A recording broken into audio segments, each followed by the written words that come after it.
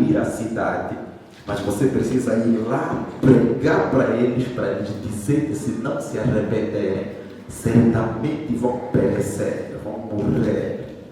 Então, como Jonas ouviu a mensagem de Deus, e em vez dele ver as coisas na perspectiva de Deus, ele olhou a mensagem de Deus na perspectiva humana. Em vez dele ver a mensagem que Deus estava transmitindo na perspectiva de Deus, ele, na vida deles, não é que eles não sabem o que está acontecendo, eles sabem o porquê que certas coisas vêm, eles sabem o porquê que certas tragédias aparecem, porque Jonas sabia o que estava acontecendo. Mas quando você lê o relato de quando eles se fizeram ao mar, é incrível, porque todo mundo, de repente veio uma tempestade, e o vento começou a agitar o barco, e o capitão ficou desesperado, e normalmente, como marinheiros experientes, eles sabiam que a única forma de conseguirem sobreviver era aliviar o barco. Porque quando tem vento e tempestade demais e o barco está para afundar, a solução é aliviar, é tirar o excesso de peso. E tem pessoas aqui que precisam retirar o excesso de peso na vida deles. Porque tem vezes que a tua vida começa a afundar quando tem excesso de peso na tua vida, quando tem excesso de amargura na tua vida, quando tem excesso de ressentimento na tua vida, quando tem excesso de pecado na tua vida. Sempre que você percebe que a tua vida está afundada, é porque tem peso demais. Olha o teu irmão pela primeira vez, ele diz: irmão, alivia o barco, alivia o barco. Porque alguns têm excesso de peso, estão a afundar porque estão pesados demais. Tem segredos que estão guardados e que você não quer falar para ninguém. Tem coisas que estão a te destruir e a te ferir, mas que você pode se livrar confessando, abrindo e falando e partilhando, mas você prefere guardar, esconder, estás afundado. Mas Deus hoje vai aliviar a vida de alguém. Mas vamos lá, eu não posso perder a direção. Eu não quero apenas chamar a tua atenção para algo importante. Porque quando o comandante mandou aliviar, eles, a primeira coisa que é retirada é a carga. E pegaram a carga e começaram a tirar, e tiraram a carga. Mas imagina, um barco que deveria aliviar com a ausência de carga, continuou pesado. O que deveria aliviar o barco, que era a ausência de carga, não estava a aliviar o barco, porque o barco continuava pesado. Porque o problema do peso desse barco não era a carga, eram pessoas. Mas o mais incrível é que quando começaram a aliviar o barco, assim que Jonas percebeu que todo mundo dentro do barco estava a trabalhar para aliviar o barco, ele viu todo mundo a trabalhar e preocupado, e em vez de ajudar, ele decidiu descer, ir lá no porão e dormir. Imagina, todo mundo está preocupado, nós vamos morrer, e alguém, em vez de ajudar a resolver o problema, decide: não, trabalham vocês, eu vou descansar. E desceu e foi dormir. Porque existem pessoas assim dentro da igreja. Todo mundo está dedicado, todo mundo está preocupado, todo mundo quer evangelizar alguém, todo mundo quer trabalhar na igreja, quer servir, mas existem alguns que só querem mesmo sentar e dormir. Então, a ver, tem contribuição, tem coisas a se fazer, todo mundo está se envolvendo. Eu preciso ajudar, mas tem alguns que estão a olhar que podem fazer alguma coisa, mas preferem fingir que nada está acontecendo. Existem pessoas assim na igreja. Eu espero que você não seja uma dessas. Um desses Jonas, onde todos estão a lutar para resolver o problema do barco, mas ele sabe que existe um problema que ele pode ajudar, mas ele escolheu não fazer nada. Por isso, irmão, é importante você olhar para a tua vida. Existem pessoas que estão na tua vida que são como Jonas, que a partir do momento que alguma coisa surge, eles desaparecem. Depois, quando tudo se resolve, eles voltam a aparecer. Existem sinais de que tem Jonas na tua vida. Porque só aparecem quando tudo já se resolveu. Quando você precisa de oração, de um auxílio, eles desaparecem. Quando você luta sozinho e vence o problema, eles aparecem de novo. E da pergunta, como aquele problema? Resolveste? Fala, não resolveu, glória a Deus, ainda bem. Mas sempre que alguma coisa precisa ser feita, eles nunca estão. Olha então o teu irmão, vê se ele tem aparência de ser tipo Jonas. Se ele é daqueles que só aparecem depois que tudo já se resolve. Quando os problemas surgem, desaparecem. Tem pessoas que basta falar que tem contribuição na igreja, desaparecem. Depois já que resolvemos tudo, irmão, da vida de novo. Olha, irmão, sei como resolver. Já resolvemos. Esse tem espírito de Jonas. Mas o mais incrível, veja, é que estava a ter um problema no barco e Jonas sabia que o que estava a acontecer era por causa dele.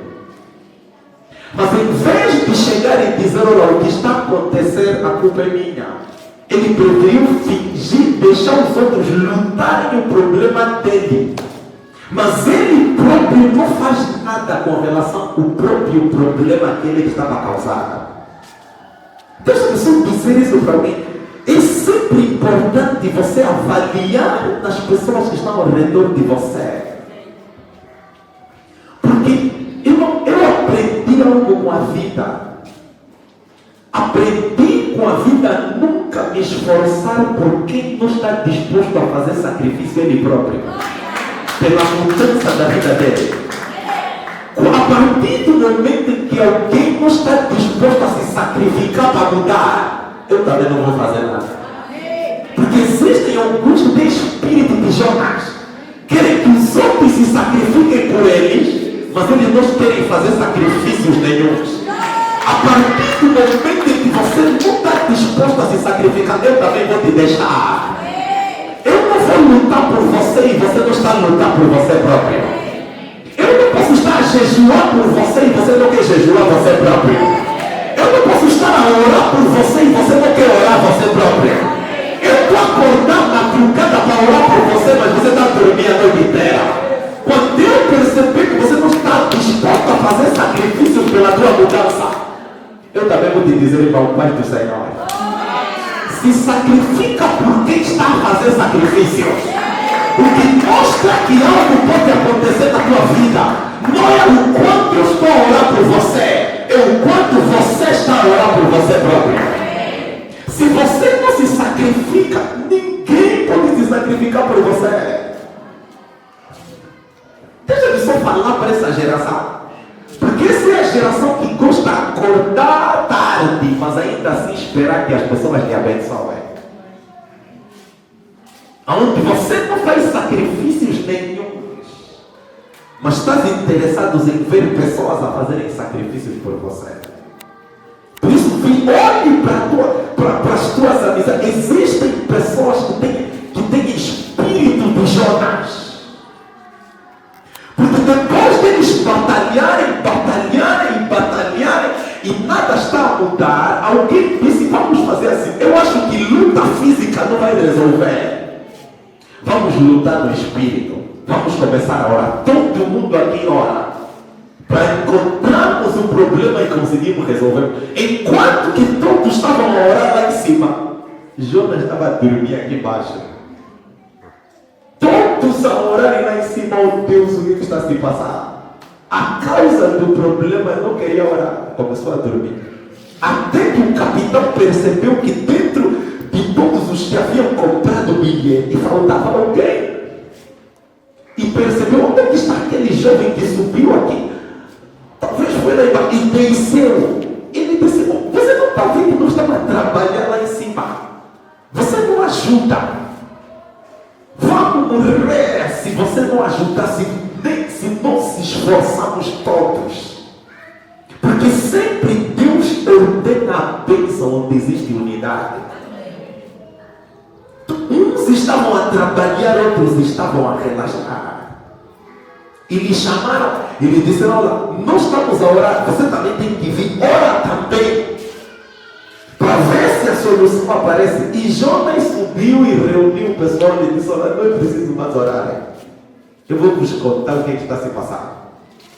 Todo esse problema, a culpa é minha. Porque eu recebi uma instrução de um lugar e eu decidi ir em outro lugar. E eu sabia que decidir em outro lugar teria consequências. E as consequências é o que está acontecendo aqui. Por isso eles perceberam que a solução para resolver o problema era pegar Jonas e lhe tirar do barco. Isso é muito importante para algumas pessoas. Existem alguns Jonas que você tem que lhe lançar fora do barco. Que você tem que lhes tirar mesmo da tua vida. E quando eu estava lendo, eu achei interessante, porque a atitude do capitão é a mesma atitude nossa, às vezes, com alguns Jonas.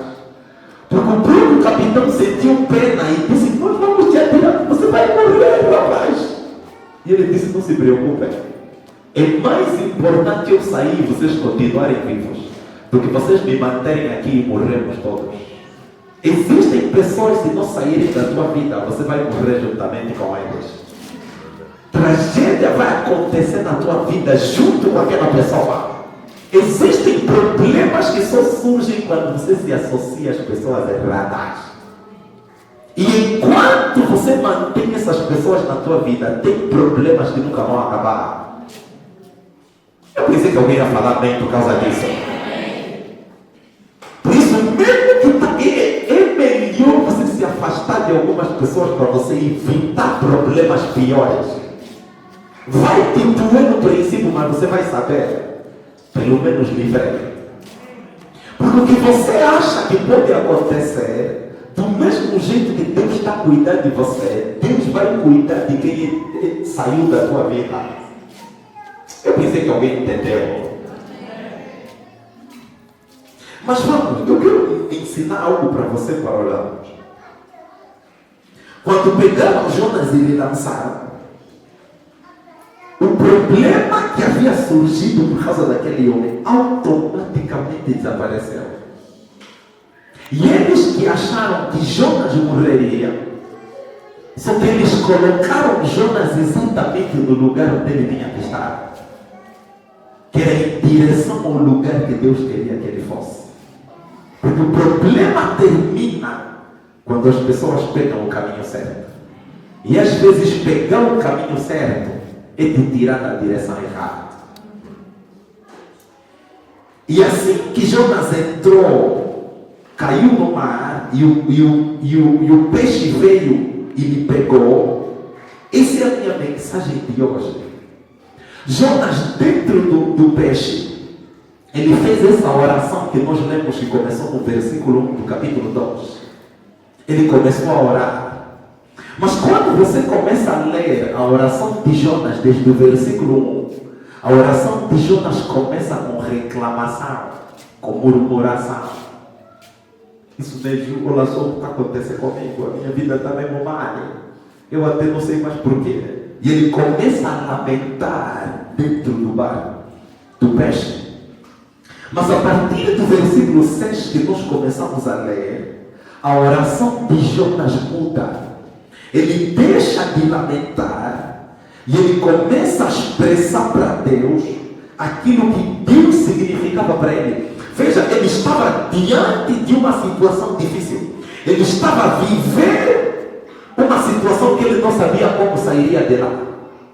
Mas a partir do versículo 6, ele diz: apesar de eu estar nessa situação, mas Deus me tirou da sepultura. Ele ainda não havia saído do ventre do peixe, mas ele já estava dizendo: o mais importante é que eu sei que eu já não estou aí na direção errada. Que estando aqui, esse é livramento de Deus. Existem situações que são sinais de que Deus está te livrar. E a primeira declaração de Jonas foi isso: apesar de eu estar aqui, o Senhor está me tirando da sepultura. O Senhor está a mudar a minha vida. E começou a declaração dele a falar sobre essa mudança, sobre como Deus é misericordioso e apesar dele começar da maneira errada, aquilo que estava a acontecer era uma circunstância que Deus estava a usar para lhe redirecionar, para lhe colocar na direção certa. Existem situações que acontecem que não são para te prejudicar, são para te redirecionar, para te colocar na direção certa. Existem decepções que não são para te matarem, são para te dizer, para te tirar de uma coisa que seria pior do que você poderia viver. Então, às vezes, para Deus te redirecionar, Ele precisa permitir que algo aconteça na tua vida que parece tragédia, mas na verdade não é tragédia, é redirecionamento. É Deus a direcionar a tua vida no caminho certo. Porque durante muito tempo eu fiz planos na minha vida sobre aquilo que eu queria ser, mas depois aconteceu algo em 2011 que mudou a minha vida completamente, que virou tudo de patas para o ar. Porque nós estávamos a orar pela minha mãe para que Deus lhe restaurasse, mas quando mais acreditamos que o milagre havia de acontecer, ela acabou falecendo. E todos nós ficamos, o que aconteceu? Não pode, Deus não. Isso é que aconteceu. Mas Deus estava usando um acontecimento para nos redirecionar. Porque a certeza e a convicção do chamado surgiu a partir de um acontecimento. Por isso é que existem situações que não são prejudiciais. Deus está a te redirecionar. Deus está a mudar a tua direção para pegar o caminho que Ele quer que você pegue. Então, às vezes, Deus vai te permitir que você saia do barco, do lugar confortável onde você achava que aqui tem segurança, e vai te colocar numa situação que não tem segurança. Pode não ter segurança para os homens, mas tem Deus lá dentro. Porque às vezes Deus não está no barco, mas Deus está no ventre do peixe. Deus não está te conduzindo quando você está no barco, mas Deus está te conduzindo quando você está no meio do peixe. E no meio da reclamação de Jonas, e essa é a minha mensagem, Jonas disse no versículo 8, os que se entregam à idolatria vã, abandonam aquele que é misericordioso, mas eu com voz de agradecimento te oferecerei sacrifícios, e votarei e pagarei os votos que te fiz, porque ao Senhor pertence a salvação. É interessante, porque alguém está no meio de uma situação complicada, ele não sabe como vai sair dali, ele está pensando que vai morrer, mas ele termina a oração dele a dizer, ainda assim eu vou agradecer ao Senhor, ainda assim eu vou expressar minha gratidão ao Senhor. Igual Abacuque disse, ainda que a figueira não floresça, ainda que não haja, que o fruto da oliveira minta, ainda que todas as coisas falem, eu porém me alegrarei do Senhor e no Deus da minha salvação. Porque o meu Deus é como Ele faz os meus pés como da corça. E veja, e o interessante é que depois que Jonas expressou gratidão a Deus, o versículo 10 diz que Deus falou com o peixe. Assim que Jonas diz que com voz de agradecimento eu te oferecerei sacrifícios, Deus pela primeira vez falou. Deus havia falado com Jonas a primeira vez em Jonas capítulo 1, versículo 1. Ele disse, vai naquele lugar. Daí Deus já não falou mais nada. A outra vez que Deus falou de novo com Jonas foi quando Jonas disse, Deus, eu te agradeço. Deus falou de novo. Deus dessa vez não falou com Jonas. Deus dessa vez falou com o peixe onde Jonas estava. Alguém entende revelação? Quem entende revelação um bocado nessa igreja? Existem situações que Deus só fala quando você fala para Ele a coisa certa. Amém. Enquanto a tua oração está na direção errada, tem coisas que Deus nunca vai falar para terminar. Tem coisas que só terminam na tua vida quando a tua oração vai na direção certa. Enquanto Jonas estava a reclamar e a murmurar, Deus não falou com o problema que ele estava vivendo. Mas quando Jonas disse com voz de gratidão eu te oferecerei sacrifício, Deus decidiu falar com o peixe. Hoje Deus vai falar com alguma situação que você está vivendo. Quando em vez de você reclamar para Deus o quanto a tua vida está miserável, você dizer: Deus, te agradeço porque apesar de tudo o Senhor ainda me deu vida. Porque gratidão, irmão, faz Deus fazer por você aquilo que você não pediu para Ele. Ai, Jesus! Aqui no louvor entende o bocado de revelação. Porque veja, Jonas não orou: Deus me tira do peixe. Essa não foi a oração dele. A oração dele foi: não importa onde eu estiver, eu vou agradecer o meu Deus. E Deus disse: porque você decidiu agradecer onde você está, eu vou te tirar do local onde você está. Deus decidiu fazer para Jonas o que Jonas não pediu. Gratidão faz Deus fazer na tua vida até aquilo que você não pediu. Quem agradece não precisa orar mais nada.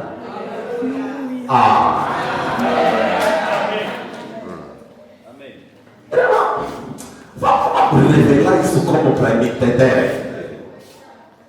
Porque existe a única oração que não precisa de assunto, de ponto de oração, é gratidão. Aleluia.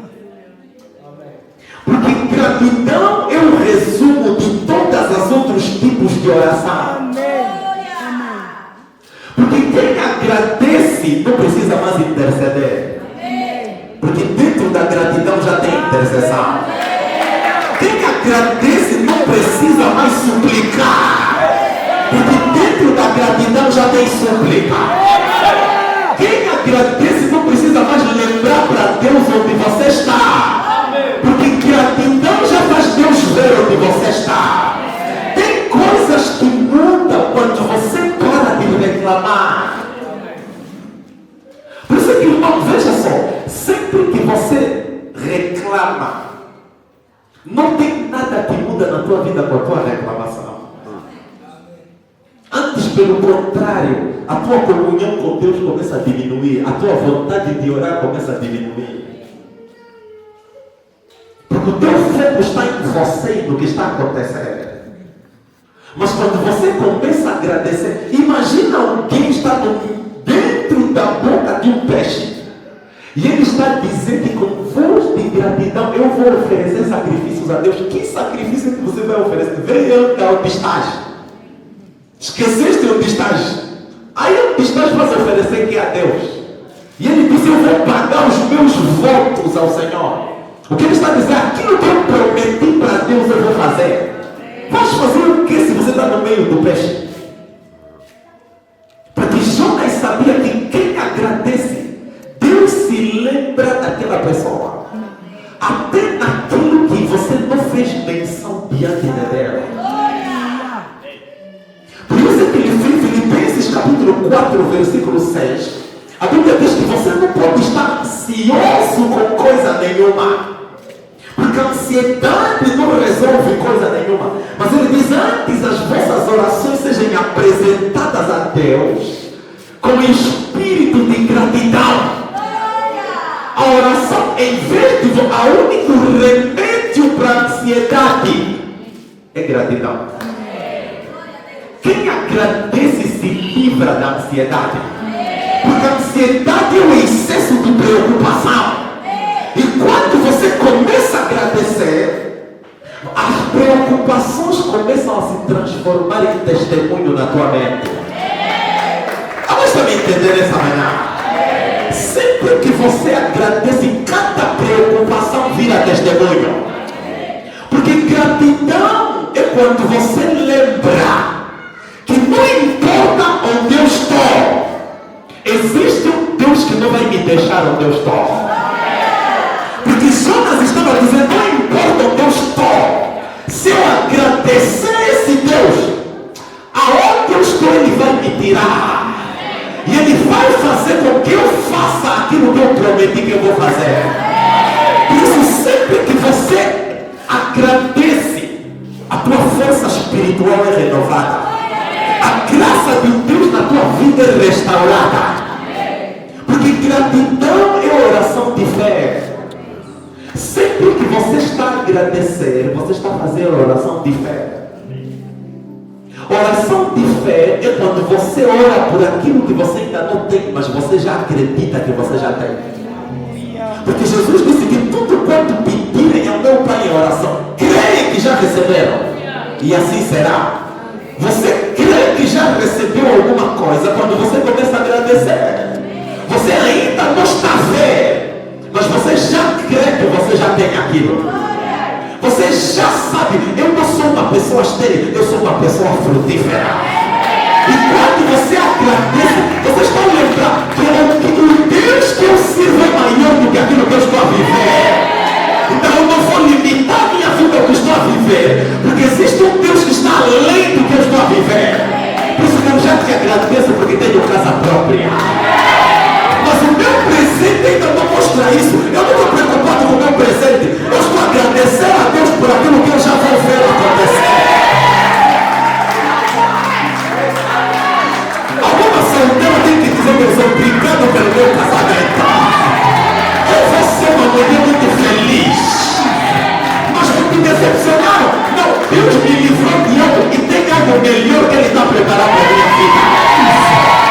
Gratidão é oração de fé. Porque quando você agradece, você está mostrando que o Deus que você serve é maior do que você está vivendo.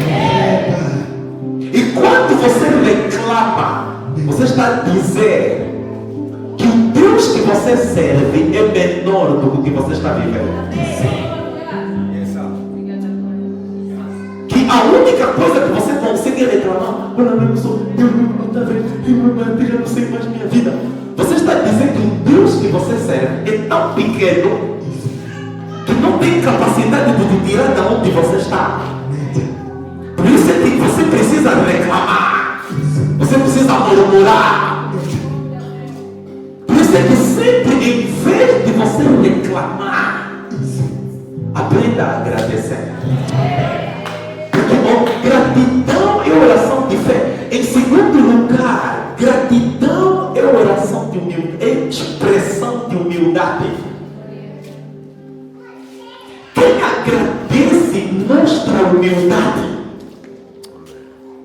Porque cada vez mais nós estamos num tempo das pessoas não suportam agradecer. É impossível você ser arrogante e você agradecer. É impossível você ser prepotente e você agradecer. Quando você agradece, você reconhece que nem tudo é o teu esforço. Que algumas coisas não é porque você é alguma coisa. Mas gratidão é reconhecimento de que algo me foi concedido. E que nem tudo sou eu. Porque gratidão é sinônimo de humildade. Hoje as pessoas não suportam agradecer. Houve alguém que até disse, mas assim eu vou ter que agradecer toda hora. Tem que agradecer mesmo toda hora. Porque quando você já acha que não, assim, também já agradeci uma vez, assim toda hora tem que falar.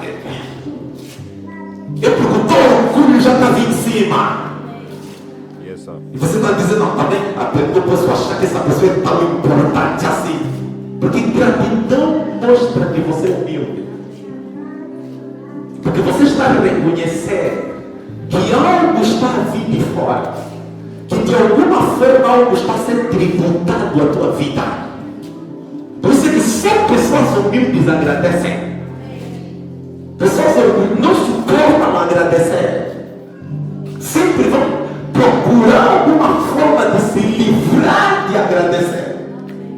E aquilo que você não agradece é aquilo que não se repete na tua vida. Eu pensei que alguém entendeu. Deixa eu falar nesse lado. Então veja aqui. Aquilo que você não agradece é aquilo que não vai se repetir. Porque o que traz de novo novo a tua vida é a tua gratidão. Sempre que você agradece, você está dizendo à pessoa: se você quiser me abençoar, pode me abençoar. Por isso é que gratidão é importante, irmão, porque gratidão é sinônimo de humildade. Mostra que você é uma pessoa humilde, que você consegue reconhecer o bem que é feito na tua vida. Porque não sempre, mas muitas vezes, quando eu dou dinheiro na minha esposa, ela me diz muito obrigada. E eu sou forçado a dizer: eu tenho que dar mais nessa mulher, não? Porque já se passou muito tempo e a pessoa entendeu que isso não é obrigação, é favor que eu estou a receber daquela pessoa. E existem atitudes que provocam com que coisas aconteçam de novo. Existem mulheres que até já nem exigem. Como é que até agora? Eu admito. E depois eu mesmo só assim, a tua vida se torna assim, só mesmo com força. Quando você aprende a agradecer, você não precisa força, porque a própria pessoa vai se sentir compelido em te conceder de novo, porque percebeu a tua atitude da primeira vez quando você fez. Porque a gratidão é sinônimo de humildade. Você mostra a humildade quando você aprende a agradecer. Olha o teu irmão e fala: irmão, aprenda a agradecer, irmão. E talvez é importante dizer isso: nunca se acostume com o favor das pessoas. Nunca se acostume com o favor das pessoas. Quando você se acostume, quando você acha que já não precisa mais agradecer.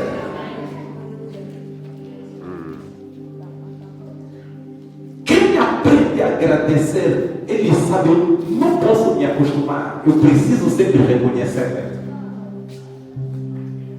E quem recebe o favor e agradece, sempre vê o que aconteceu a se repetir. Por isso é que Deus falou com o peixe. E Deus disse para o peixe: olha, o lugar desse que está aí dentro não é aí. Porque a atitude dele mostrou que o lugar dele não é dentro do peixe. O lugar dele é em mim e a pregar. Deus colocou Jonas no lugar certo, porque ele teve a atitude certa. Às vezes coisas só mudam quando você começa a aprender a ter a atitude certa. Nos regalam, mas eu estou orando muito tempo, Deus não está ouvindo minha oração, porque você está a orar errado. Você chega na oração, começa a reclamar: minha vida não se mais. Parece que não presta. Olha só, a pessoa. E Deus está te olhando. Está bem. Está bem. Você sai dando. Vê só, olhando. Então, e jejum. Deus está olhando. Estou jejum. E você sai dando. Está vendo? Eu já sabia mesmo que já não ia ter resposta nenhuma. Então, oraste mais para quê? Aquilo que você já sabe que não vai ter resposta, vai orar mais para quê?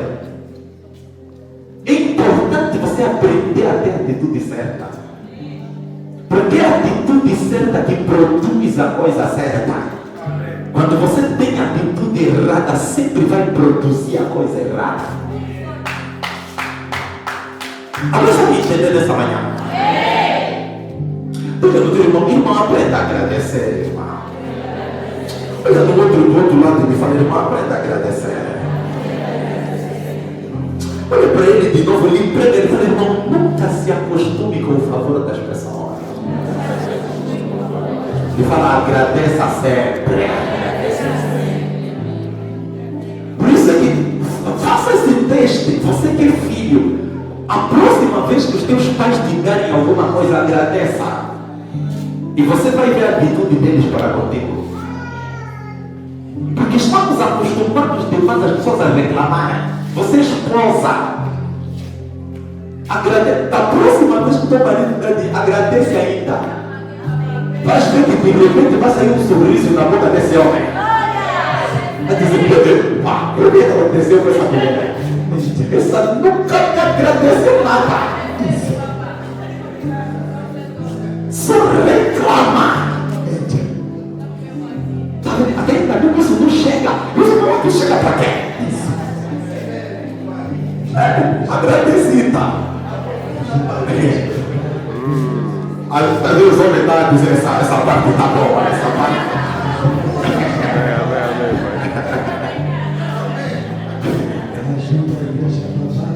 Aprendida a agradecer, irmão. Mas também homem, quando põe comida na mesa, aprendida a agradecer também. Agora as irmãs já viraram. Já estavam gostando dessa parte.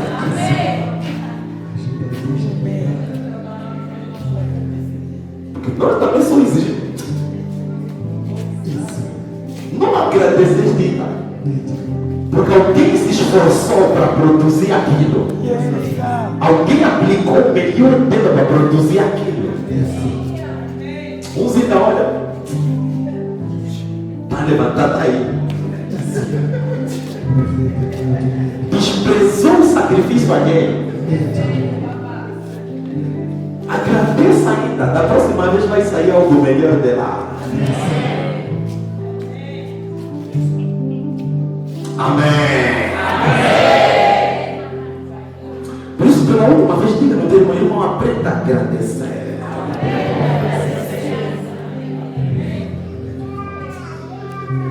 Por isso é que hoje sempre nós tiramos o primeiro domingo do mês para agradecer. Para isso, para lembrarmos para Deus, todos nós não somos ingratos. Reconhecemos que no mês passado o Senhor nos abençoou. Por isso estamos aqui para te dizer Deus muito obrigado. Não podemos ser às vezes nos acostumamos demais com o que Deus está a fazer, que até esquecemos de lhe agradecer. Estamos tão acostumados com o que Deus faz na nossa vida que achamos que não é mais importante. Por isso que estamos a transformar em cultura sempre agradecermos a Deus. Reconhecemos que Deus tem nos abençoado e que precisamos voltar e lhe agradecer. Alguém pode dizer obrigado, Jesus? Vamos lá, do fundo do teu coração, agradeça a Deus, diga obrigado, Jesus. Por isso, vamos lá, eu quero mostrar algo para você, para começarmos a orar. Hoje é o nosso culto da unção. Eu quero mostrar algo para você que é importante. Ezequiel capítulo 9, versículo 1 a 6. Ezequiel capítulo 9, versículo 1 a 6. Deixa-me só mostrar isso para você e vamos começar a orar. Hoje é o nosso culto da unção. Alguém vai receber essa unção sobre a vida. Preste bem atenção nessa leitura. A Bíblia diz assim: então ouvi que gritava em alta voz, dizendo: chegai-vos vós, executores da cidade, cada um a sua arma destruidora na mão. Eis que vinham 6 homens a caminho da porta superior, que olhava para o norte, e cada um com a sua esmagadora nas mãos, e entre eles, e certo homem vestido de linho, com um estojo escrevedor à cintura, entraram e se puseram junto ao altar de bronze. Olha o que aconteceu. A glória de Deus se levantou do querubim sobre o qual estava, indo até a entrada da casa, e o Senhor clamou ao homem vestido de linho, que tinha o estojo escrevedor à cintura, e lhe disse: passa pelo meio da cidade de Jerusalém e marca com um sinal na testa dos homens que suspiram e gemem por causa de todas as abominações que se cometem no meio dela. E aos outros, disse ele, ouvindo eu, passai pela cidade após ela, e sem que os vossos olhos poupem, e sem que se compadeçam, matem todos os velhos, moços, virgens, crianças, mulheres, para serem exterminadas. Mas a todo homem que tiver um sinal, não vos achegueis, e começai pelo meu santuário. Havia uma ordem que foi dada ao espírito de morte, que deveria ir e entrar na cidade e matar, sem olhar para a pessoa. E as pessoas deveriam ser mortas. Mas antes que a ordem fosse dada autorizando o espírito de morte de matar, Deus deu uma instrução ao anjo. Ele disse: entra na mesma cidade onde o espírito de morte vai entrar e coloca um selo em cada pessoa que pertence a Deus.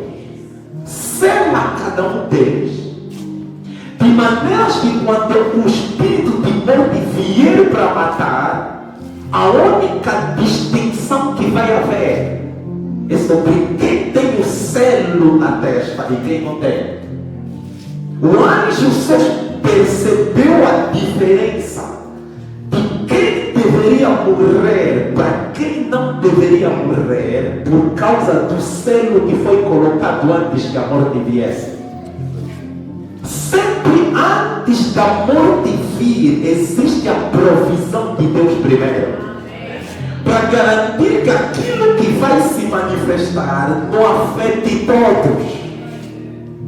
Porque quando José foi para o Egito e a família dele foi para o Egito, a família de José foi colocada numa única cidade. Enquanto eles estavam lá, é que Deus enviou Moisés e disse: agora as pragas vão entrar no Egito. E as pragas do Egito afetaram a nação toda, menos uma cidade que Deus havia preparado para colocar o povo dele lá. Apocalipse capítulo 7, versículo 3. A mesma ordem foi dada a segunda vez. Apocalipse capítulo 7, versículo 3. Deixa eu só ler esse versículo, vai ser importante. E vamos começar a orar. A Bíblia diz, dizendo, a ordem foi dada ao anjo, dizendo: não danifiquem nem a terra, 7:3, nem as árvores, até selarmos na testa todos os servos de Deus. Antes que destruição viesse, a ordem foi dada: ninguém faça nada até que quem é de Deus seja separado, até que quem é de Deus seja identificado, porque existe uma identificação que nós temos no Espírito, e é isso que eu quero mostrar para você. Porque esse selo que a Bíblia fala, 2 Coríntios capítulo 1, versículo 22, diz que esse selo é o Espírito Santo. O Espírito Santo é o selo de Deus que é colocado na nossa vida. Porque o que distingue alguém de povo de Deus é se tem o selo do Espírito sobre a vida dele. Esse selo que é colocado na testa de todos os servos de Deus se chama o Espírito Santo. Por isso é que qualquer pessoa, e também ele nos selou e nos deu o penhor do Espírito. O Espírito Santo é o selo de Deus. Efésios capítulo 1, versículo 13. E Efésios capítulo 4, versículo 30. O que distingue filho de Deus de não filho de Deus, de quem é selado por Deus e quem não tem o selo de Deus, é o Espírito Santo. No mundo espiritual, as trevas sabem que existem casas onde eles não podem entrar, porque o selo de Deus está na vida daquelas pessoas que estão lá. E o selo de Deus é a presença do Espírito Santo. Quem tem o Espírito de Deus, esse é de Deus. Quem não tem o Espírito de Deus, esse não é de Deus. O que distingue a nossa filiação a Deus não é a igreja que nós frequentamos.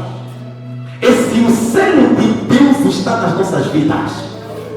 E o Espírito Santo é o selo de Deus que nos identifica, que nos separa. Por isso é que hoje é o culto da unção para ungir a tua vida. Porque o óleo no Novo Testamento é símbolo da presença do Espírito Santo. Por isso é que muitas vezes Tiago disse no capítulo 4 que quando está alguém enfermo, orem com ele, lhe ungindo com óleo, ou seja, atraindo a presença do Espírito para a vida dele. E quando o Espírito se manifestar, a oração de fé curará o doente. Porque a presença de Deus se manifestou, foi atraída naquele lugar através da unção com óleo na vida daquela pessoa. Por isso é que sempre que alguém era ungido com óleo, a presença do Espírito reinava sobre a vida daquela pessoa. 1 Samuel capítulo 16, versículo 24, que quando Samuel ungiu a Davi, a Bíblia diz que a partir daquele instante, o Espírito do Senhor passou a governar a vida de Davi. Porque sempre que o azeite é colocado sobre a vida de alguém, é símbolo de que o Espírito Santo foi imprimido na vida daquela pessoa. É um testemunho externo de algo que está acontecendo no Espírito. No físico que se vê a presença do azeite, no Espírito que se vê a presença do Espírito Santo. Por isso é que a partir de hoje, morte não vai entrar na tua casa nunca mais. Quando a morte vier, vai perceber que no dia 4, 5 de abril, você já recebeu a unção que vai te separar das outras pessoas. Quando a tragédia decidir visitar a tua casa, vai perceber que lá não pode entrar, porque essa pessoa já foi ungida. O Espírito Santo está lá para garantir que o mal não entre na tua casa. Por isso é que Deus orientou esse ano que todo primeiro domingo do mês você tem que receber a unção. Porque vimos ao longo do mês passado, ouvimos todos os testemunhos de livramentos que aconteceram, de alguém estar a dormir e de repente o teto desaba. Mas o teto, em vez de cair na direção da pessoa, o teto cai de lado. Porque aquela pessoa tem a unção sobre a vida dele. Destruição não pode tocar na vida daquela pessoa. E tem criança que lá atrás a pessoa está a recuar e de repente trava. Porque sabe, a morte não pode entrar porque a unção já entrou primeiro. Eu declaro, a unção vai entrar primeiro na tua vida. Tudo que o diabo planificou para a tua vida no mês de abril, a unção vai travar esse mês no nome de Jesus. Mais livramentos vão acontecer na tua vida. Deus não vai se cansar de te livrar. Os bruxos é que vão se cansar de te puxar. Porque ele sabe, não adianta, esse aqui sempre Deus vai lhe livrar. Porque o Salmo 91 diz: ele dará ordem aos seus anjos a teu respeito, para te livrarem de todo mal. Você esse ano, esse mês, doença não vai entrar na tua casa, morte não vai entrar na tua casa, tragédia não vai entrar nos teus negócios. Esse mês onde você meter as mãos vai começar a prosperar. Eu preciso ouvir bem o amém dessa igreja. Porque a unção de preservação você já recebeu. Essa unção é para preservar a tua vida. Por isso é que antes que o mal vem, Deus primeiro providencia a proteção para aqueles que lhe pertencem. Se algo está destinado a acontecer nesse país esse mês, não vai acontecer na tua vida. Eu disse, não vai acontecer na tua vida. Por isso é importante você receber essa unção.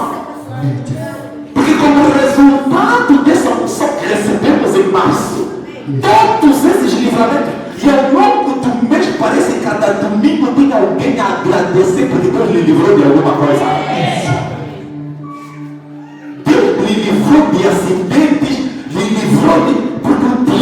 estão lá à procura de sangue. Mas esse mês o diabo não vai tocar o teu sangue. Não, se alguém, se morte tem que acontecer, aconteça nos ímpios. Nós somos filhos e servos de Deus. Nenhuma tragédia é permitida aqui dentro dessa igreja. Esse mês só boas notícias virão na tua direção. Eu disse, esse mês só boas notícias virão na tua direção. Amém, receba, diga amém. Por isso é que é importante você receber essa unção. Porque sempre a unção é o selo de Deus sobre os filhos de Deus.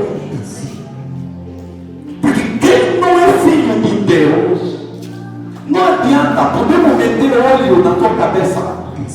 Porque o óleo é sinônimo de algo que já está dentro de você, que é o Espírito Santo.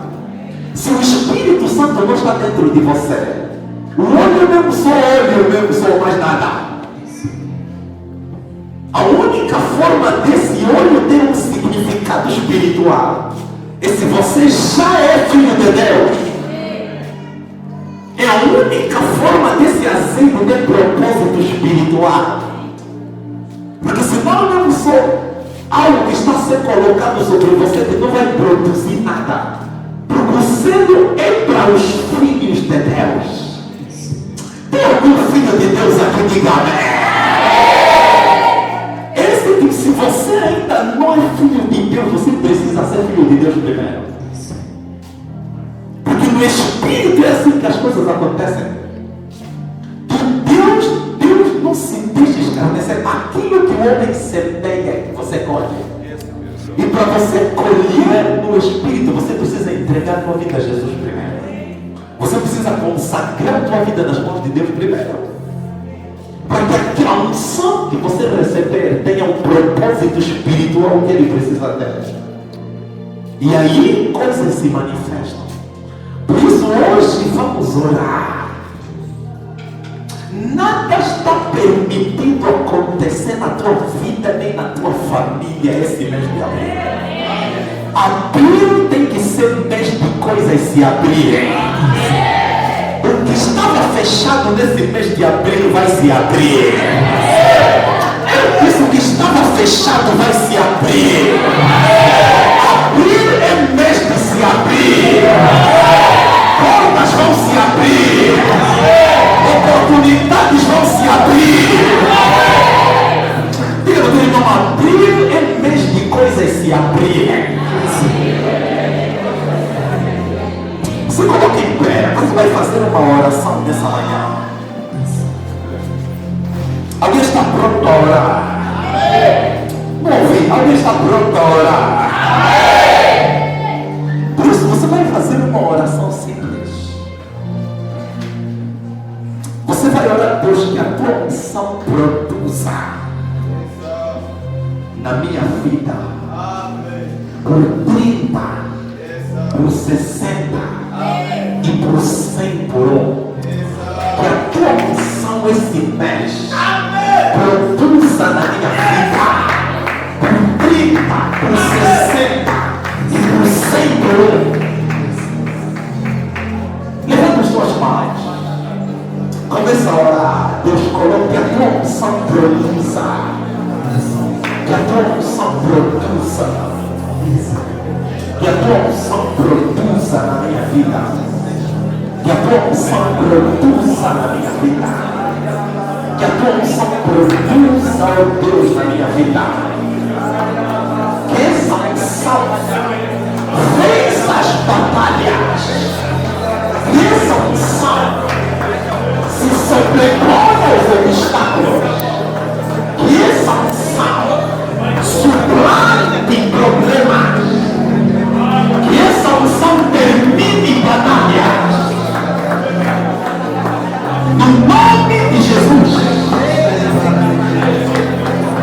Vamos lá, começa a orar. Começa a orar.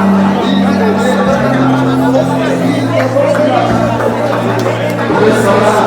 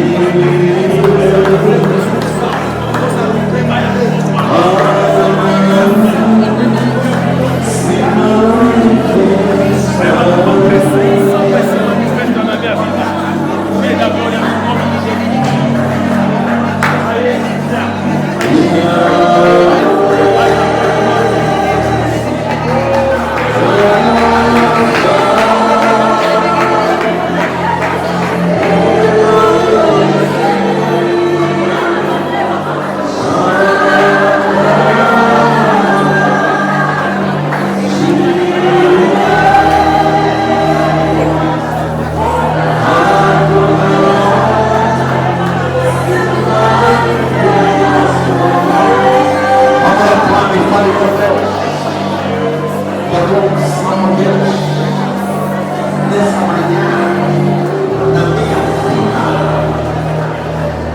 realiza